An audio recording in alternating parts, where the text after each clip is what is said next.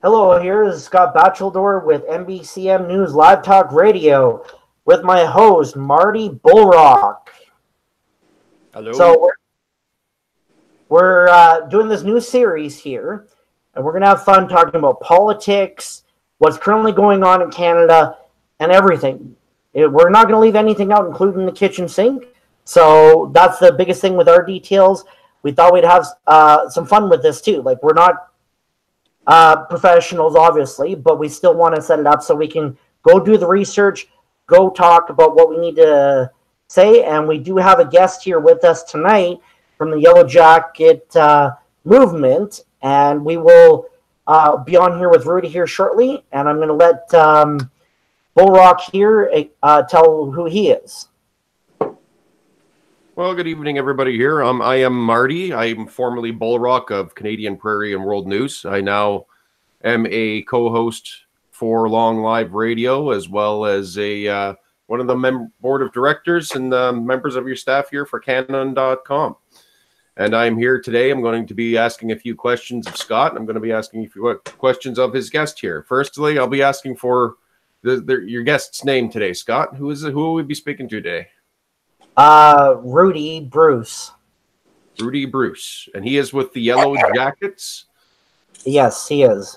All right. I got some questions there because there's going to be some questions immediately right there. Like we all have been hearing about the Yellow Vest protests all over Europe, starting in France. We have also heard of splinter-offs starting in England and in Belgium, and now we have one starting in Canada. Apparently started up in Alberta and has gained quite a bit of momentum, particularly amongst Western Canadians. And here we have Rudy right here. This be the man to ask. Now, a lot of us are wondering, what is the difference between the Yellow Vests and the Yellow Jackets, first and foremost? All right, go ahead, Rudy. Hi, how are you guys? Can you hear me? Yep, I can hear you just fine. Yep. Okay, good. What the difference is when the movement first came out, one of the factors in any movement is that it starts to take off in many, many different directions, especially a movement in Canada, okay? And one of the big things that I noticed in the whole scenario of this movement was that it had to take off and stay in a direction where it was going to make the most difference. So instead of calling it the Yellow Vest movement, I call it the Yellow Jacket movement so that it would have oversight over the whole movement.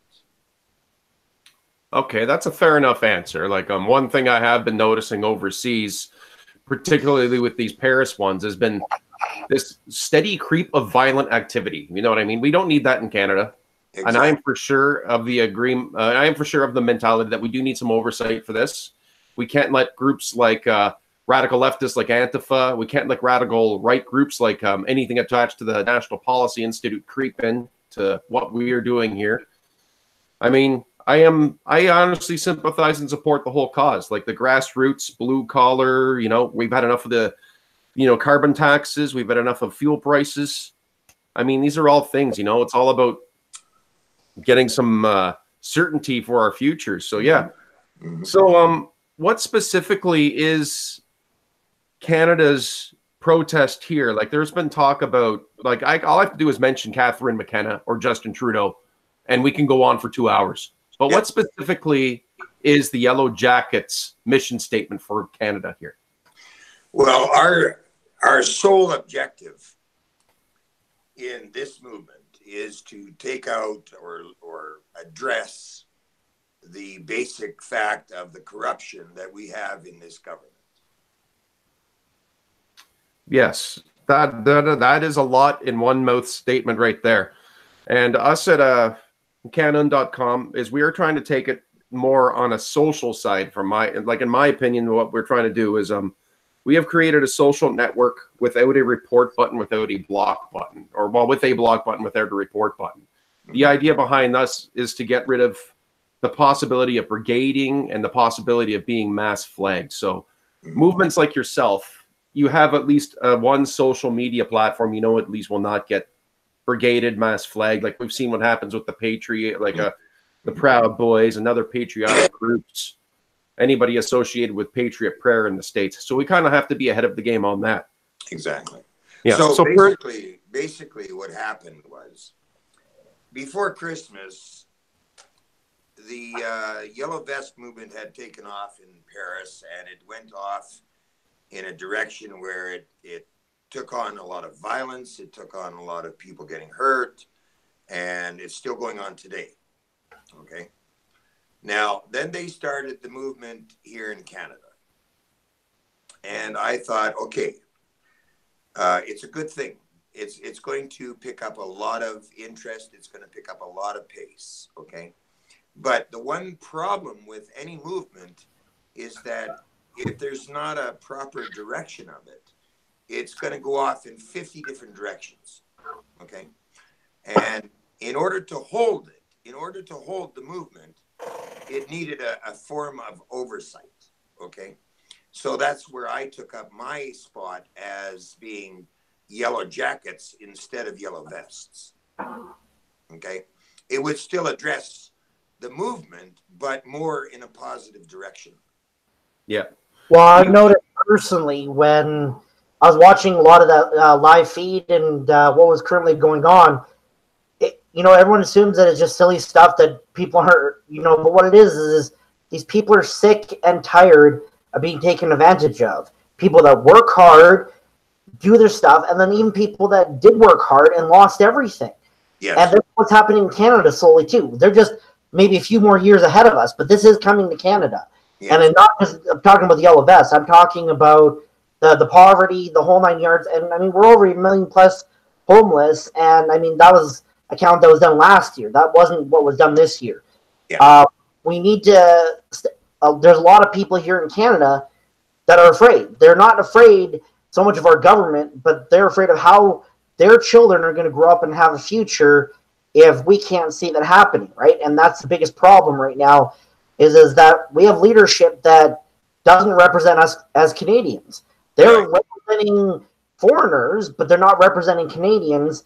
And that's what scares everyone, is because they're giving money all around the world when we have people that can't even afford to get a meal here. And I'd say about a good 70 to 80% of Canadians live in poverty where they have to worry about food every day, or at least once a month where it's paycheck to paycheck. This is, slaves actually got treated better and what we're getting treated like. Yeah. And we need to set it up so that way Canadians can prosper again.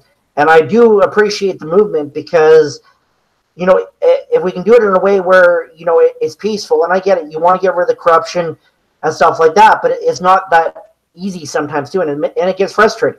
So that's why in France they've gotten to the point where it's becoming violent, because people got to off, it was a peaceful movement, and then all of a sudden, boom, it just went and exploded because, the police started bringing in and spraying them down, started fighting, and then it went to violent on the other side because, but what I thought was strange was their empty field. So the right and the left both joined together to make the Yellow Vest up in France, and that was unique, that their government actually ticked off both sides of the fence in order for them to come together. So I'm going to put this back to you, Rudy, here. Like I said, we've been watching it too, and as a Canadian, I'm concerned for Canada and for my children and for my family. So, okay, take for example, they wanted to run a convoy, for example. You've heard about the convoy, right? I've been tracking that. Okay. Now, when they first came up with this idea, which is actually a good idea, okay? I'm not going to knock it, okay? But when they first came up with the idea, they ended up with 2 convoys, okay? One convoy was oil and gas and pipelines and all that stuff, and the other was the Yellow Vest convoy, okay? And what happened there was a split of the 2 convoys. One dropped off and one carried on. And then there was another internal problem along with that, okay? But they overcame that, and it's still a go, okay? And now they're down to, I think it's 300 and something trucks going, and it's still on, which is good. Okay. Yep. But that is a prime example of the fact that it started, like the whole thing started, and it already had problems. In fact, there was misconceptions of the fact that it wasn't even going to go on. Okay. So they started, the news media started a narrative of that it wasn't going to go on, and so on and so on. And they battled through that whole thing, and it's still on. Okay. But it had these repercussions. Okay. Now, the movement itself, for example, the Yellow Vest movement, then the narrative was that, oh, we're racist. We're this, we're that. Of course. And so again, it started a narrative. It started a split off and so on. So that was the whole thing that I anticipated before I even got involved, was that there's going to be a lot of these breakoffs and narratives and all kinds of misconceptions and so on. Okay. Yeah. Let me interject there, guys. Just for those following who might not be tracking, but it seems that every group or protest, that anything that even looks like it's right wing has to go through this checklist nowadays. We have it's like a checklist. First, they're going to go after your cause. They're going to try to paint your cause for you. Exactly. Then they're going to attack you. They're going to call you racist. They're going to call you bigots, and so on and so forth. And then they single you out and they start doing character assassinations and depersonings, like they have done with Mr. McKynes and Milo Yiannopoulos and so forth. Yes. Sorry to interrupt there, but just to track exactly what we have to deal with in order to get any traction or anybody to listen from the mainstream media. This is the procedure we all have to go through. It's just the way it is. It is what it is. Go in. Okay. So well, I'd like to first here. So this is brought to you by the Underground Social Network at canund.com. So canard.com. Short for it's supposed to be a Canadian Underground, and we thought, well, we're better off including the whole world, right? Let's make a social network where it actually benefits everyone. Great reward programs for bringing people in and using the site. If you need any more information, please mention on the channel and we will send you links. Thank you very much. We'll continue our program. Okay. Am I on now? Yes. Okay. So when I started my thing, I realized all of that. All that you just put out there, that there's going to be a lot of attacks on a lot of different sides, but the main thing is that we take a course where we stay on a course, okay, and we go after the target. We keep our integrity. This whole problem is the friggin' government, okay? That's the problem, okay? You can talk about any subject you want, but it ain't going to make a damn bit of difference unless you attack the main problem. Yeah, okay? Well, the government, has a responsibility to all Canadians all throughout the Commonwealth. And now, is the movement. That is my movement, okay? Is to stay on a direct course regardless. And the fact of the matter is, the government has been screwing us for years, okay? And that is the problem, okay? Well, that's why when you have a dictatorship for government and not a democracy like they try to sell you, that's where people get screwed over very easily, because the reality is you don't even get to vote for a leader. You vote for your local representative, and if he has enough people, then he gets to be the leader. Oh, yay. But then you still have no say-so in what they do. Exactly. This is why when we were originally setting up the Republic Party Canada, because I'm still part of that, and we still work with them, it's, we need to have a vote for a leader and then also have a vote for laws. And even if everyone doesn't vote, so be it. But the point is, having that vote holds our government to account. They can't just go make up any law they want without actually getting the vote from the people. Yes. And that's where you come in to having a government for the people, by the people, because right now we don't. We have a government that lives in La La Land that has nothing to do with the people, and then they sit there and oh, well, let's just help more people around the world. I'm all for helping people around the world, but let's clean up our own backyard first and foremost, right? So we can't clean up our own backyard, then there's no point in shoveling any more into it. You know, let me speak a little bit about a little bit of good old Canadian morality here. You know, what is objective Canadian morality? You know, understanding, of course, everything is relative to the nation of Canada. Look what you have here. I am like, you have Scott, canon.com for our viewers and listeners, and you have myself. I am a founding member of the People's Party of Canada. And we are both here together, opposing parties. We might not think the same, but we all see that our government is taking advantage of the Canadian people, and they are literally betraying their mandate at every level, from the justice of the peace to the high tiers of police, all the way up to the upper levels of the federal government. I mean, I honestly see a solution of multiple parties forming. They formed the People's Party of Canada. We have riding associations all over Canada. It's good news to hear we have the Republic Party of Canada, because I honestly think, like, morally and objectively, that is the way we get accountability back into our government. Is if they won't give the voice to the people, give the voice to multiple parties. Here's a solution to this. Yeah. Here's a solution to this. Okay, the one big problem we have, and we all agree on this, is that it's the friggin' government. Okay, that's the problem. Okay, so my solution, or my suggested solution to this, is that we've got to go on to their playing field. Okay, we've got to play ball in their ballpark. Okay, so we have to take on a whole new agenda, in a sense, and say, okay, we're gonna, and I've talked to Scott. Scott knows about this. We're taking on the what do you call it again, Scott? The Republic Party of Canada. No, absolutely, and we will have a show there next week explaining what we're going to be doing about that, as well. I think that applies here.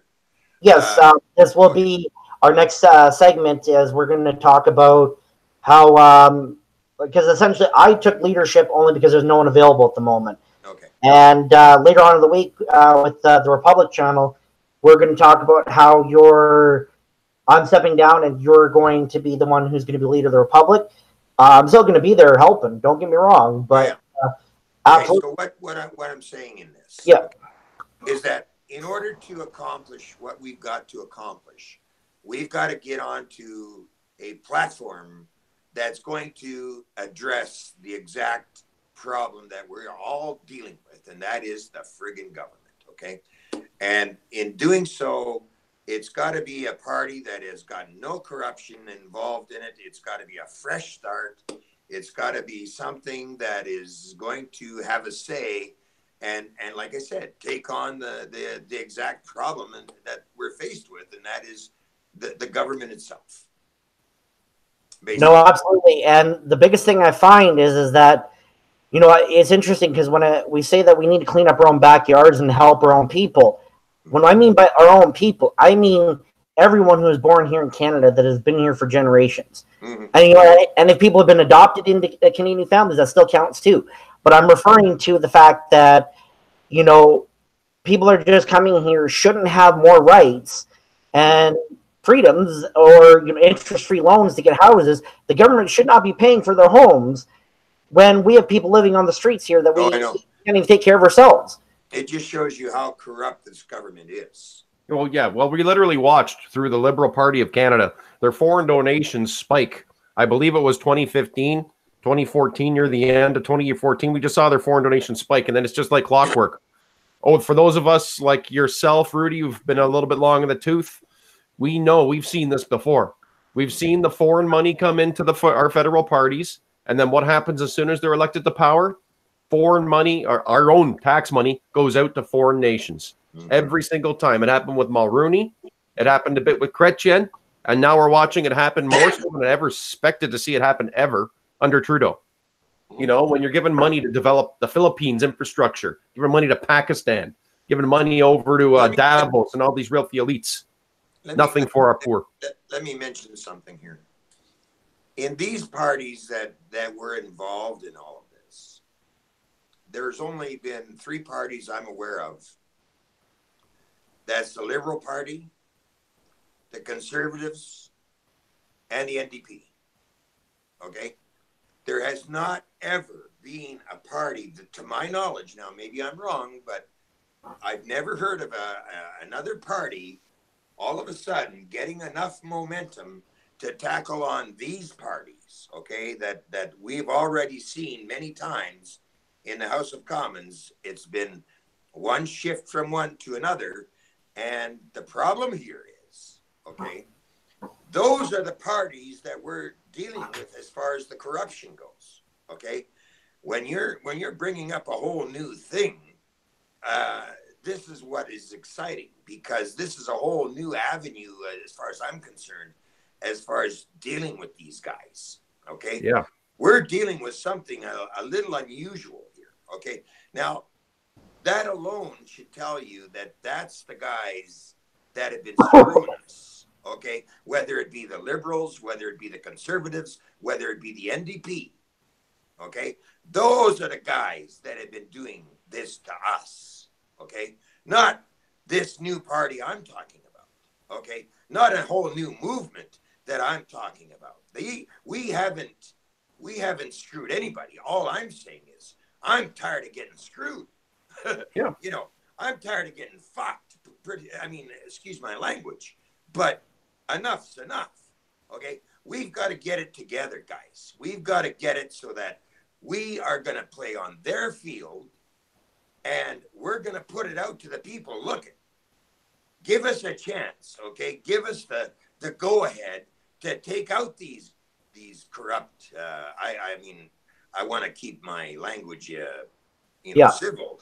But I'm saying these are the guys that have screwed us over and screwed us over time and time again. Okay. Oh yeah, it's true. And even like with this, that's where it is. Okay? Okay? Yeah, even a little bit of a caveat. Sorry, guys, get a second here. So I mean, you look at the NDP leader, for example. Even though he was only 6 years old when that whole bombing happened with a Sheikh militant group, he was still involved with them later. You know, if someone goes and they get involved with the Taliban or ISIS, they're still considered a terrorist by association. And yet we have this guy who is part of the Sheikh militant group in charge of a major party in Canada. And, you know, I see NDP pretty much going under because of it. Whoever voted and put him in was not very smart when they were thinking about strategic-wise, because that's going to destroy their party. Not very many Canadians. I know a lot of NDP here in Saskatchewan, and they said we'll never vote for NDP as long as that guy's in. And when I talked to them, because these are older guys, right? And I said because of that, they were the ones who originally told me it was because of the fact that he was involved indirectly with the whole terrorist bombing thing of over India. It was Flight 182, and 262 Canadians died. Mm-hmm. They killed our own people, and we let them become refuge here in Canada. Like, come on. Let me ask you this. Let me say this. Okay? Yeah. I'm 58 years old. Okay. Mm-hmm. Or actually, no, sorry, I lied. 59. I just had a birthday yesterday. Well, happy late birthday. Okay. Anyway, I'm 59 now, years old. Okay. And since I was 15 or so, I watched all these guys take up the position of prime minister in this country on all of these 3 platforms that has been going on and on, whether it be the NDP or whether it be the Conservatives or whether it be the Liberals. Okay. Year after year, these guys get in there, whether it be this guy or that guy. Not once after these guys take office, not once did you ever hear these guys say, okay, let's help the poor in this country. Not once. It's always rhetoric. It's bullshit. Every time they lie and they lie to get their asses into office. Every time. Okay? Yep, and it's insulting at this point. Like Canada's got an increasing reputation for having an unstable, out of touch, and weak government. And when we have open poverty, where it's so obvious, you have a guy like I come from a silver spoon background. I joined the army, served as a career, and I can't go downtown and see it. You know, a meth crisis, people panhandling, and all this. It's right in front of our eyes. Yes. And people are watching, other nations, our own people. And the way I look at this, we have a twofold fight here. Apathy within the bureaucracy. Big one right there. Police, judges, firefighters, whomever, first responders. This is what they look at as normal. They can't accept that. In Vancouver, the biggest thing that I find is the most irritating part is that a lot of Canadians would much rather give to foreign countries who are about the same level. They're actually almost sometimes doing better than we are now. But they sit there and say, oh, well, the homeless are just lazy. And I had one guy from our church, too, before we went for a protest in Ottawa there last spring. And I said to him, I said, so what about the 1/3 of the people out there that are children that are stuck because of our foster care system that are legally kidnapping children, and yet they end up running away from their homes because they're being abused in these foster care systems. Yeah. Well, that's that effect of apathy I was getting at. Like when people lose hope, they assume that that's just CFS. That's just Child Protection Services. That's normal. That's the attitude we got to attack. And the other aspect of it too, I just got to finish. This is ignorance. We got to really take it to the media and the education system. Okay. The problem here, look at the media. Okay, look, you want to talk about media? Look at it this way. The media have been basically not informing the public of what's really going on. Not one bit. Not a bit. Okay, so this is an enormous challenge in order to wake people up, not through the media, through ourselves. Okay, we have to do it through ourselves, through social media, and get out there and really wake these people up, because there's a new thing coming.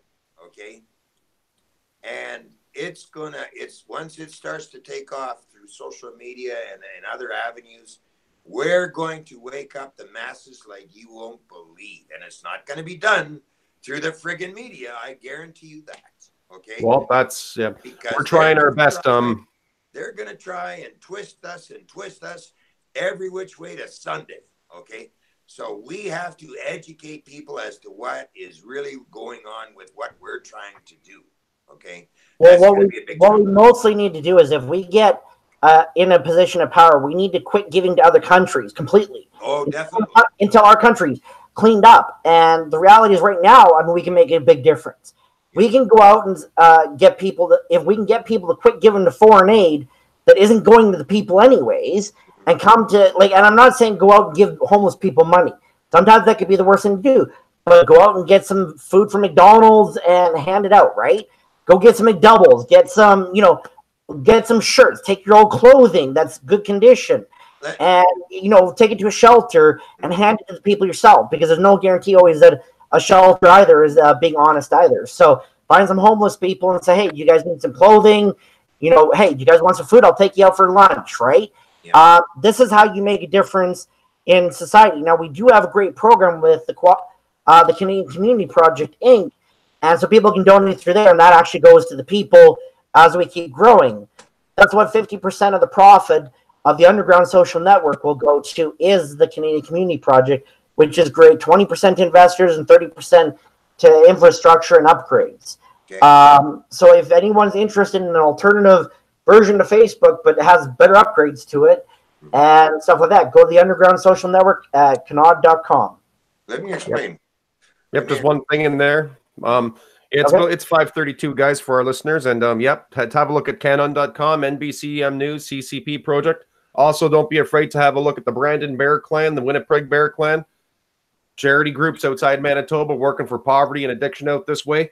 And also check out radio.talkstreamlive.com. It's missing link in alternative media all day, every day. You got shows like Long Live Radio, InfoWars, Alex Jones. Feel free to listen in on there. And you are here with myself, Marty, and Scott, and with Rudy of the Yellow Jackets, currently speaking from the prairies. We're going at you with poverty issues and media issues, and we're going at you with the things that you will not hear on the mainstream media. Well, Scott, this has been so far very productive, and we do need to double down on getting the word out for these causes that have just been ignored for decades, like all my life growing up. We're going to end poverty. We're going to tackle child poverty. Nothing has ever happened. You know what I mean? Well, that's the sick part, is that We have kids living on the street in minus 30, 40 temperatures, and this leaves them vulnerable. Why do you think we have a pedophile problem? Is because they can go in and take these off the street and do whatever they want. Now, there's good people that do help. Don't get me wrong. But there is a lot of people that take advantage of the situation and end up, and these kids go along with it because they don't have a choice. It's either, hey, I freeze my ass off or die in the cold, or I go and do whatever to this person. The youngest person in Saskatchewan, or actually the youngest person in Canada to become hooking, was in Regina, Saskatchewan, at 8 years old. This is 20 years ago. An 8-year-old girl was prostituting in Regina, Saskatchewan. That is sick. And yet nobody addresses it. Let me iterate there. I don't know if any of you have been to Vancouver lately, okay? But here's, I'll talk to you about neglect here for a minute, okay? Government neglect, okay? As far as our safety net goes, okay? The welfare system in this country is broken totally, okay? Now, you're dealing with people that are poor people, and you take Vancouver alone here now, just Vancouver, okay? Now, you have a poverty situation that is skyrocketing, okay? And people are giving up, okay? So they turn to drugs, a lot of them, okay?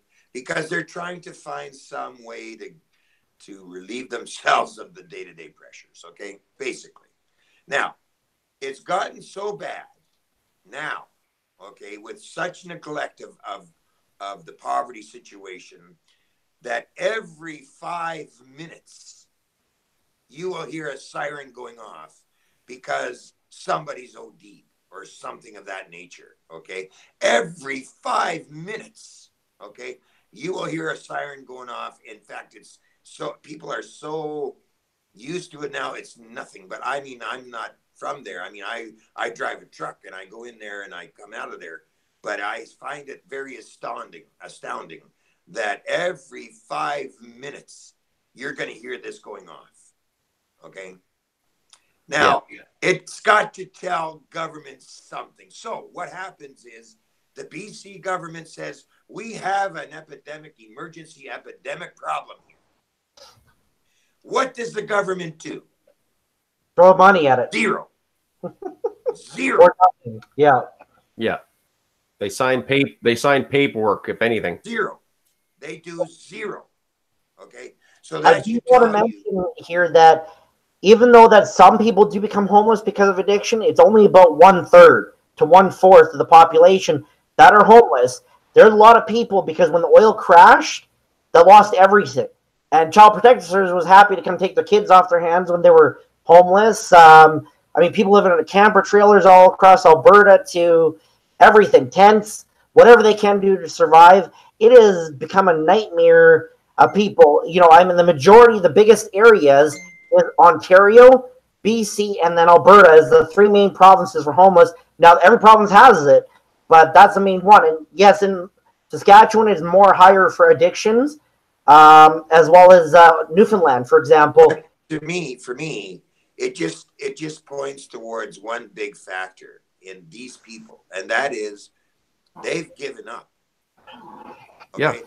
These people have given up because it's so bad. Okay. And that should really tell people something. Okay. And then on top of that, okay, if that's not bad enough, okay, then when Trudeau gets into office, and this was going on before Trudeau got into office, that these migrants were coming in by the droves, okay?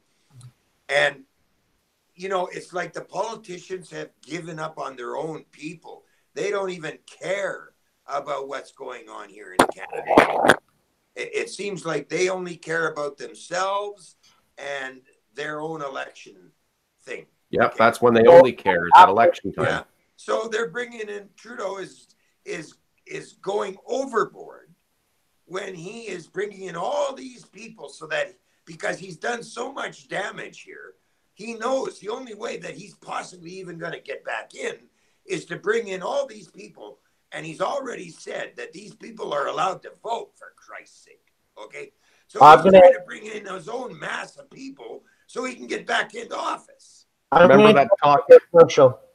All right, so we got the Underground Social Network. Come join it at canard.com. Please subscribe to our NBCM News Talk Live Radio. And, yeah, have fun. Listen in. We'll be doing this once a week, maybe more. But for now, it's once a week. And we're going to have guests from all across Canada here tackling the real issues for Canadians. One of the biggest things, too, is I wanted to interject here before I give it back to you guys. 1 in 4 to 1 in 5 children go hungry on a daily basis across Canada. There was, and you know how you said at first, Rudy, that most politicians don't deal with poverty deal.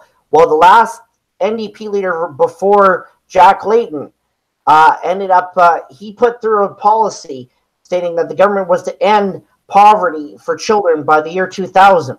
Well, they failed because they see, the problem is the government goes and just does the same thing over again, or they throw money at a different problem, or when something real comes along, they throw it out the door. They don't care on that end, or they don't listen when they think they're better than everyone, and that's why they're going to supposedly fix the problem. Then they get to the problem, and then nothing's fixed because they didn't listen to people that had good ideas that can actually fix a problem. Well, if you can't get something off the ground to show them, how are you supposed to, make it work, right? With the CCP program, with the Canadian Community Project, we can actually set it up where it's not a handout, it's a hand up, where people go to these communities, be able to get help, work with where they have mental health problems, addictions, anything like that. Will learn new work skills, help get back up on their feet, and within a year or two, if they choose to go back, great. If not, they want to stay there and live in that lifestyle and actually teach others. That's absolutely great, because we want to roll this program all across Canada.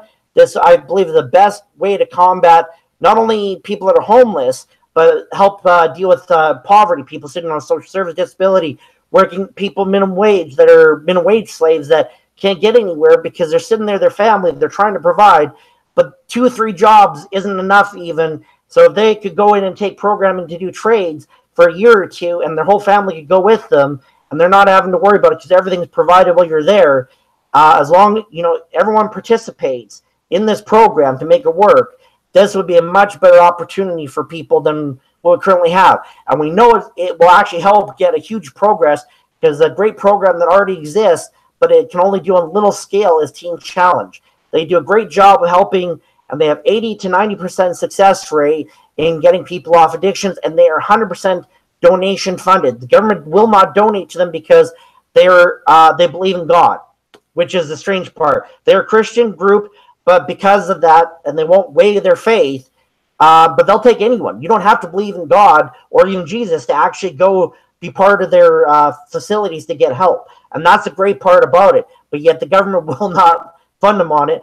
But they have an 89% success rate, but in city facilities, they have 2 to 3% success rate. Gee, where do you think we should put our money, Rudy? Well, obviously in places where it's going to do the most good.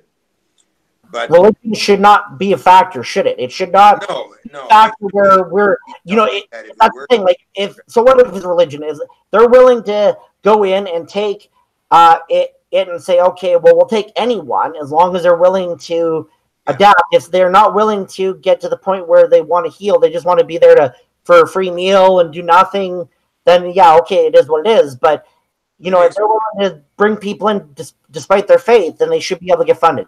Let me explain something to you. Yeah. We have a bank here called the Bank of Canada. Okay? You're aware of that, eh? No, absolutely. But we'll do that for another topic a different day, okay? Yeah, but I want to interject here a few points about that too with culture. We do seem to have a lot of problems with the media too. It's been no secret that Christian charities and Christian groups even today, if you're following the whole issue with Covington, the Lincoln Memorial, and that kid, they're just going to get hit. That's another thing we also have to prepare for, is if you're going to have any kind of target on your back, like it could be Christian, they'll call you radical Muslims if it happen to be Islamists. If you're going after poverty and it seems to be something that they don't want you to tackle, you'll just see it. It's just the way it goes. You're going to find all kinds of excuse making and finger pointing going on.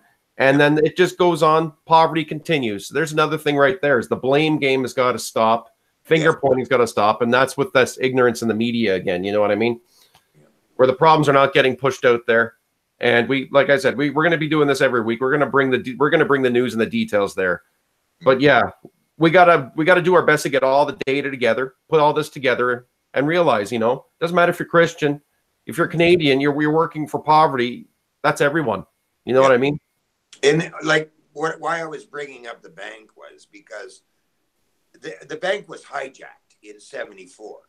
Okay, I mean it was hijacked. I mean we're charging interest to our own government, or they are, but it was never meant to be that way. Okay. No, a large percentage of our money goes to debt servicing, and it's disgusting. Even in Manitoba, you see the amount of the amount of out of the pie of our tax money that just goes to servicing debt and interest. Yeah. It's but nauseating. It was never meant to be that way. Okay. I mean, that in itself was a corruption. Yeah. Okay? Now, you've heard of all the money that was spent overseas. Okay. Like China, for example. They built a dam there, for Christ's sake. I mean, it was I don't know, it was in the billions, okay? And then there's other investments that they have made other than in our country, okay? Now, this is billions and billions of dollars, okay?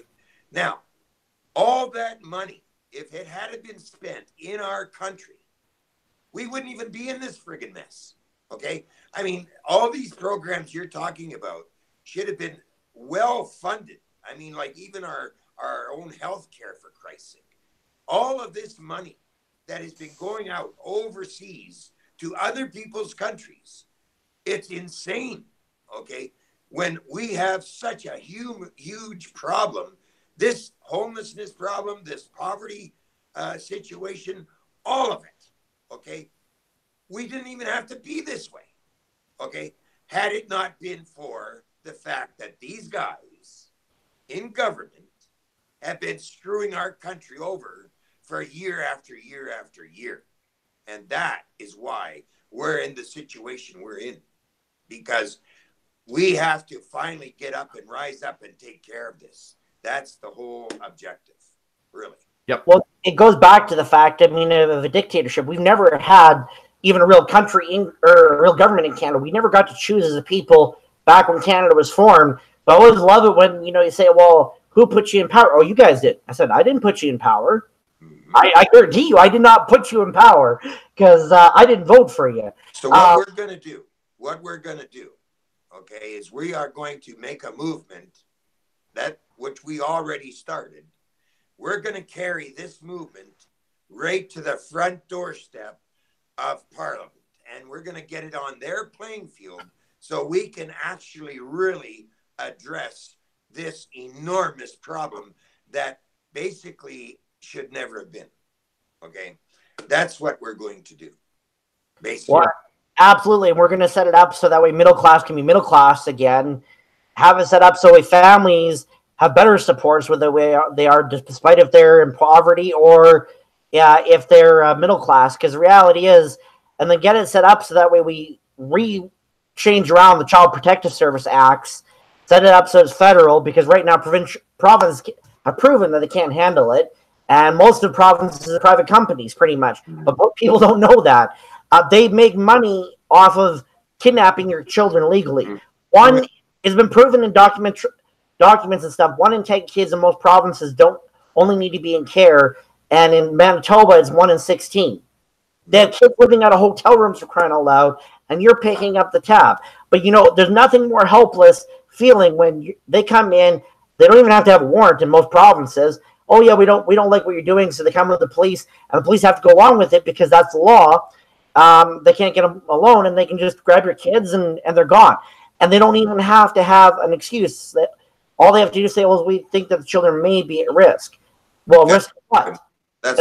Risk of what? Like, you know, that's the problem, right? That's nonsense. And they do it. They know they can get away with it. You know why? Because the poor cannot afford lawyers. Exactly. They cannot afford legal representation. Yeah. And quite often, poverty is correlated with something else. They will probably have difficulty getting proper representation or any support from the authorities. And they do it. It's just an act of pure ableism. Yeah, exactly. Even our justice system, if you want to call it a justice system, You take, for example, subjectively. you take, for example, the case of the migrant that assaulted 6 girls in a swimming pool in West Edmonton Mall. Okay, just lately, he went to court on 6 counts of sexual assault. Okay, and what happened? He walked out of that courtroom scot-free. Okay? Yeah, that's got to stop. That's ridiculous. Okay, I mean, and then Bill C-75. Do you know about that? Yes, we do. It's where the foster care system can take, or the CPS can take your children if they want to switch genders. That's a whole different topic for a different day. But I mean, an 18-year-old doesn't know what they want to be. How is a 4-year-old going to know whether they're supposed to be a girl? Kids don't even know how to eat healthy. Yeah, what they're basically doing is manipulating the whole scenario now, and they're causing such what do you call it, a festering thing of crap. Okay, that now it's all over the board. Okay, yeah, so I'll call it exactly what it is. They are annihilating our culture. I honestly think there is a force. Call me a conspiracy, not whatever, but I honestly think there is a force within the media and the education system. They look at Western European culture and North American culture for what it is. They don't like it, and they want to wreck it for some reason. They want Marxism, they want communism, and they're gung-ho to get it. Yeah. That's just my 2 cents on that. Basically, they're look at the whole Residential School Act, right? I mean, it's still there. They went, all they did was they moved it into foster homes. There in Saskatchewan, 80-90% of the foster kids are Aboriginal descent, and and it's so easy to dismiss it, but the reality is that's scary. Back 2 years ago, there were more kids in care that were Aboriginal than ever before in any height of residential school days. That is very, very scary. And the reason why is because they get paid, but I think it's close to about $80,000 or $90,000 more for an Aboriginal child to make it because they have special needs. That's bullshit.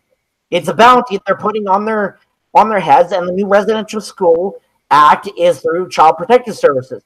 Plus, then they take the poor's children, and now they're going after the middle class and some of the rich too. Whatever they can attack, because they make money, and you don't have rights. You just come in and walk out with your kids, and you can't do fuck all. The long and short of it is that they're basically dividing and conquering. That's what it is. They're basically dividing us and conquering us on they're just causing so much havoc, okay, that you don't know which way to turn. Okay. Yeah. So it's divide and conquer. This is why I think this is deliberate, is because look at how well this is coming together to destroy society. You have authorities who are apathetic and ignorant. They don't know what they're doing. Yeah. They're going after the wrong people. They're using friggin' stingray devices covertly, and they're not going after people like this Danforth shooter, or else they would have stopped them. You know that. Yeah. I mean, we got to really understand the priorities of our government right now in Canada are not with the people. And we have to do things ourselves. And we have to do this. We have to create political parties. We have to create political movements. And we have to create alternative media and create missing link media so we can take what we can from the mainstream media and salvage that if it's possible. You know what I mean? We have to fight back. That's the morally objective point right there. We have to fight back, and we cannot give up. Well, the most scariest part is that these people are being able to, or people that are coming in, they're able to hide behind their religion after committing a crime. You should not be able to commit a crime and hide behind your religion. Doesn't matter what it is. No, that's just straight up supremacism. That is a crime against humanity. Whenever you hear about that. Exactly.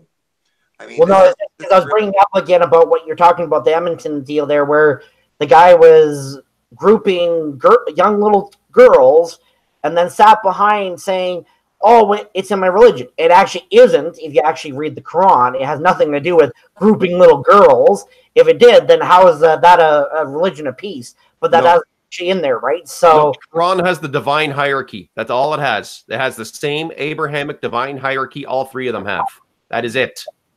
The rest of it's from the hadiths and is the story of Muhammad. Yeah, but they're trying to put one culture, it seems, over another, okay, or something in that effect. Yes, The supremacy. basic bottom line in this whole thing is we're only human beings. It don't matter what culture you are. Indeed. Okay, we're only human beings. Okay, and when you're trying to put another culture over another, that's the same shit as Hitler. Yep. Okay, same shit. Same shit. Mussolini, Tojo, Pol Pot. It's this. We've seen that before, and we're seeing it again. Yeah. So and we know we have to fight it. Exactly. Now you take a look at World War I, World War II. Our forefathers fought against that from this country and U.S. Okay, we fought against my grandfathers. Yep. Okay? And look at what we're doing now. That same shit all over again. Okay. Yep. I mean, so we can see what it is for what it is. Okay. So what we've got to do, okay, is we have got to fight back, and we've got to fight back in such a way that we're on their level, and we get the people of Canada behind us, and we take them out legally. That's what we got to do. All right, so it's our last 5 minutes here. So come join the Underground Social Network. We're going to say goodbye to everyone here for the night. I do ask you subscribe to our channel here. Share it wherever you can. This will be up for Thursdays at 6 p.m. Central Standard Time, Saskatchewan. We are hoping to see you next week. This has been a great deal there. I'm going to let Rudy say goodbye, and then Bull Rock here. Okay, well, basically, guys, get on board and wake up and smell the coffee, because we're going to do everything we can to put a stop to this insanity, okay? And that's where we're coming from. So right on, my brethren. That's basically all I have to say right now. So there's more to come. Yeah. All right. I am Marty, also known as Bull Rock. I'm trying to retire the Bull Rock name out. And this is the biggest thing I want everybody to take away from this is you have myself, People's Party of Canada. I'm one of Max's boys. You've got people here, Republic Party of Canada. We are all Canadians in the end. We are all on the same page. We know our government's wrong. We know the media is wrong. And we know that people have been tolerant of this for long enough. We have to fight this. We have people snorting meth, shooting meth out in the streets, out in the open, for God's sakes, at least in Manitoba. We have child protection agencies running amok. We've gone through a lot. We muck-raked a lot today. And we need to make sure we keep at it. I mean, we got to take our country back. It doesn't matter what political stripe you are. If you call yourself a small L liberal, conservative, leftist, or right, just know that your government's not working for you, you know? And we have to work at it, and we have to use every tool in the shed. Mm-hmm. And this is it. Like, feel free to listen to Long Live Radio on radio.talkstreamlive.com. Have a look for Rhea Bow. We're affiliated with InfoWars, Alex Jones, if you prefer them as well. But there's all kinds of stuff there for everybody. Check out NBCM News, CCP, Project under Scott Bakildor, and of course, check out canon.com. The world's largest growing and fastest growing social media site there is right now. And have a good night, folks, and I will see you next time. That's all I got for you, Scott. All right, well, thank you, everyone, for joining us. God bless. Have a great evening. And like he was saying, we're all Canadians. We're born here. We're in the same hole together, so we need to be able to climb up, and that's what our show is about, is to be able to get up there, raise awareness for what's going on, not to put much people down, but to let people know we're here, we're trying to make a difference, and that's what we're doing. And the biggest thing is information. So join us next Thursday at 6 p.m. Central Standard Time in Saskatchewan.